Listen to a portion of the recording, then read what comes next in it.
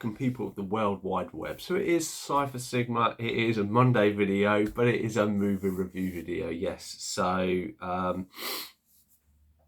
went to the cinema on Saturday with my wife and the in-laws, and unfortunately, kind of we did the live stream as you would have seen.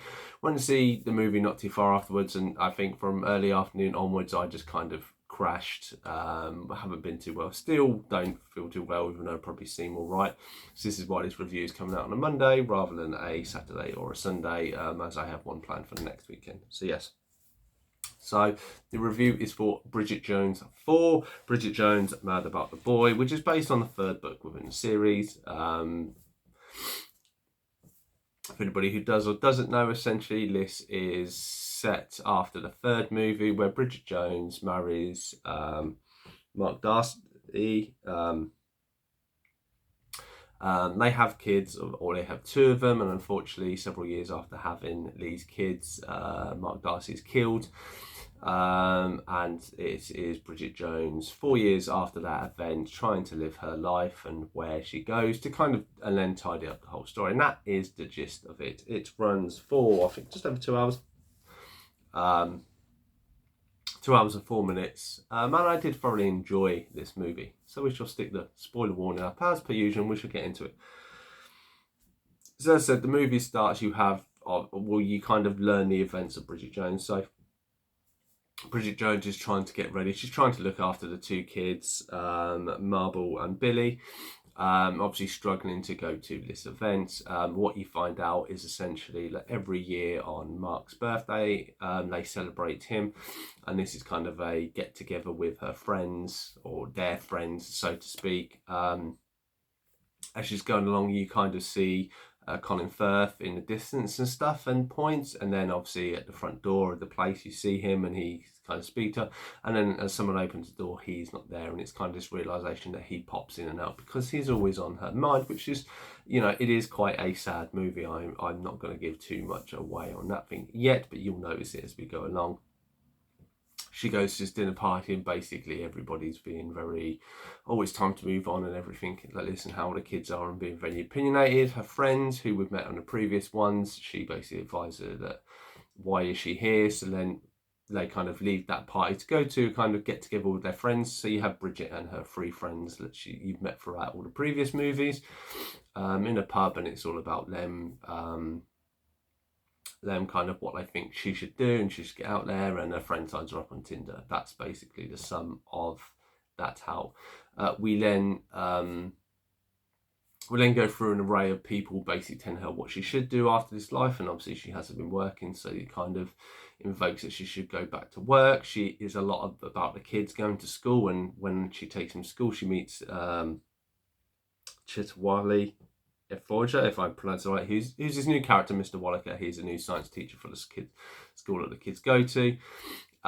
He has this whistle and he's quite prominent at, and then you meet some of the other parents, and obviously the kids are in school, and that's kind of a little bit more of the focus of this movie. Bridget then says she's kind of, you can see she's not coping very well. One of the mums gives her this new nanny that said, look, this nanny will be brilliant for you. She gets this nanny, she gets the job that she used to do producing, she goes back to it. All of this culminates in basically her having her outing with the kids to the park, and then kind of, as you've seen on the trailer, she meets Rockstar, played by Lee Waddell, and also she also meets Mr. Wallach at the same time, and it's kind of like, oh, will she, won't she? Very predictable. You kind of know where the story's going, but we will lay it out anyway.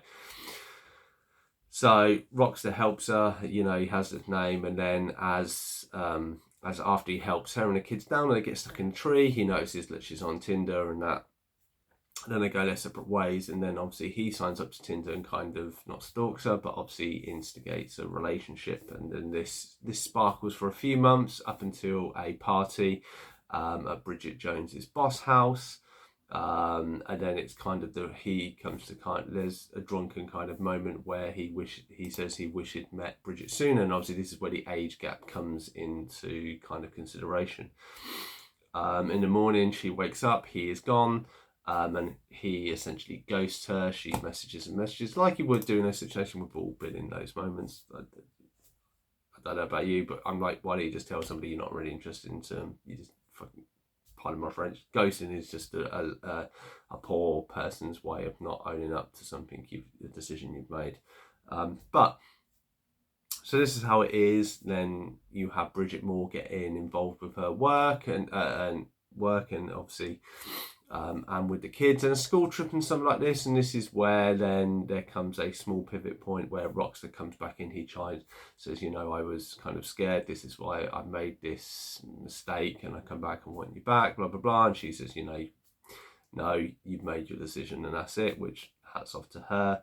And then obviously you have a few more school interactions, and this is where she starts to build kind of a friendship or kind of a connection with Mr. Wallaker, which then all ends up in Mr. Wallaker doing a good deed for her son, Billy, because obviously Billy, there's kind of a running theme of even though Mr. Wallaker is a science teacher, he doesn't really believe in the afterlife, and Billy very much still wants to not forget his dad, which is totally understandable when you've lost somebody. This all culminates in obviously Mr. Wallaker and Bridget getting together, and then they celebrate, and then it skips forward a year, and then they've got like a New Year's party. Everybody's kind of happy, everybody's said and done, and that's everything tiled up. What did I think of this movie? I rated it 6.7. So I really did enjoy this movie. Also features Hugh Grant, returning as Daniel Cleaver, who we thought was dead in the last one, comes live, and Emma Thompson as well. I enjoyed the story overall. I like the fact that, you know, of Hugh Grant's character. I thought the characters and the whole world of Bridget and stuff work really well. It's kind of very consistent throughout all the 4 movies, even though there's quite a space between a lot of them. The thing that you have is in this one, you have these 2 new characters, a very young lad and a very kind of older gentleman, and you know, you can get an idea where she's going to end up with anyway. But they have like 2 hours, and it's not even 2 hours. It's probably like 30, 40 minutes you get to meet these characters, kind of link with them, and then she's gonna, you know, hopefully settle down, and that's the one that will be the new husband in her world. And it's hard when you've had 3 movies and these, you know, of Daniel Cleaver and Darcy, Mark Darcy, to then have a new character come in and be that, you know, and I struggled a little bit with that, which is why it isn't, you know, above 7 or something like this. That I find that very, you know, I'm always a very big fan of Hugh Grant, and I like Daniel Cleaver character. He would never be a right fit for Bridget, so even though I'd want them to get together, it's glad that they didn't, because obviously Bridget deserves somebody who would look after her, and he isn't necessarily the right person for that. But it is a very enjoyable movie. If you like the rest of the Bridget Jones movies, this is definitely up your street. Have you seen this movie? Let me know your thoughts and feelings in the comments down below. Sorry this review is a day late, but that is the way life is when you're not feeling great. I've been Cypher Sigma Screen Time, and I shall see you in the next one.